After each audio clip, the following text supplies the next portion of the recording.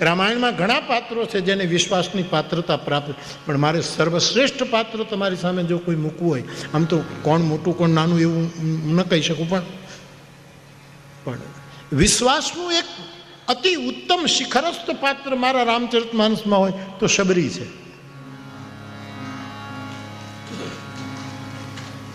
એના સદગુરુ મતંગ ઋષિ એની બહુ સેવા કરી આ સ્ત્રીએ,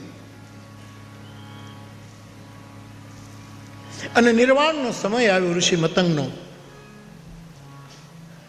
અને શબરી એની પાસે એણે કીધું કે બેટા હવે હું જાઉં છું. શબરી રડી પડી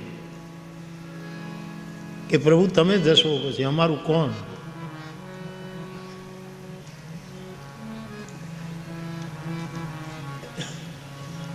બેટા શરીર ધારીએ તો જવું પડે છે, પણ હું તને એક વચન આપીને જાઉં છું કે હું જાઉં છું તું અહીંયા જ રહેજે, અહીંયા રામ આવશે. હું જાઉં છું અને રામ આવશે. આ બોલ ઉપર વિશ્વાસ, આ પાત્રતા હતી, આ પાત્રતા. બાપુ રામચરિતમાનસની શબરીને આમ વધારે જ્યારે પાઠમાં આવે ત્યારે પછી હું વિચારમાં ચડી જાઉં સાહેબ, ગુરુની કૃપા લઈને. આ શું છે? રોજ નવી લાગે છે મને શબરી, રોજ જુવાન લાગે છે. નરસિંહ મહેતાને આપણે જવાન કર્યા ને એમ શબરીને જવાન કરવી છે. ભાગવતમાં ભક્તિ જવાન છે ને જ્ઞાન વૈરાગ ખરડા થઈ ગયા. શાસ્ત્રીજી બરાબર?